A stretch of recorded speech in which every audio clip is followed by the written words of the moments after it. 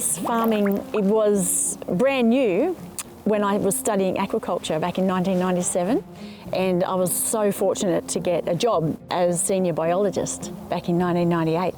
Working alongside the professor, that's a dream come true.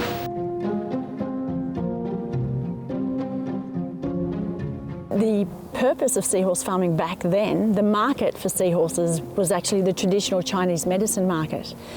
So that's a dried trade where 20 million are taken out of the wild every year, probably more than that now. That was the figure given back in 1998.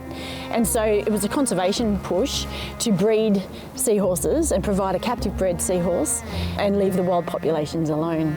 Not just me farming seahorses now, although that's how it started. My husband and I purchased the business in 2002, and we were already pregnant with our first baby at that time.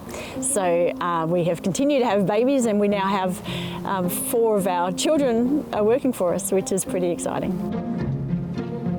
I married into Seahorse World.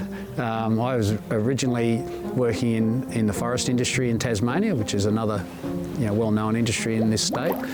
But after we'd bought Seahorse World, I was going to keep working in that industry, and it was something that Rochelle was going to mainly drive. But as it grew over time, as we were gradually growing the business, I had to make a decision and eventually left that industry and came on to manage the business. So we've now got 6 children. And Rochelle's been obviously very busy with that, as I have too, I guess, but I've had a lot more focus on the business, and we've been able to grow that over the years.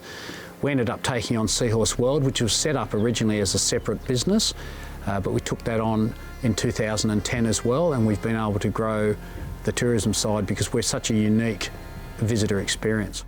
So one of my earliest roles when I got involved in the business was to go to some international trade fairs in Singapore. We also went to one in Japan where we met a lot of international customers, and we still sell to some of those customers to this day, many years later. So we sell to Japan, we sell to South Korea, we've sold to the United States, through Europe, distributors through Europe. We've sold through Singapore, who sell throughout the world, the Middle East, Asia and so on.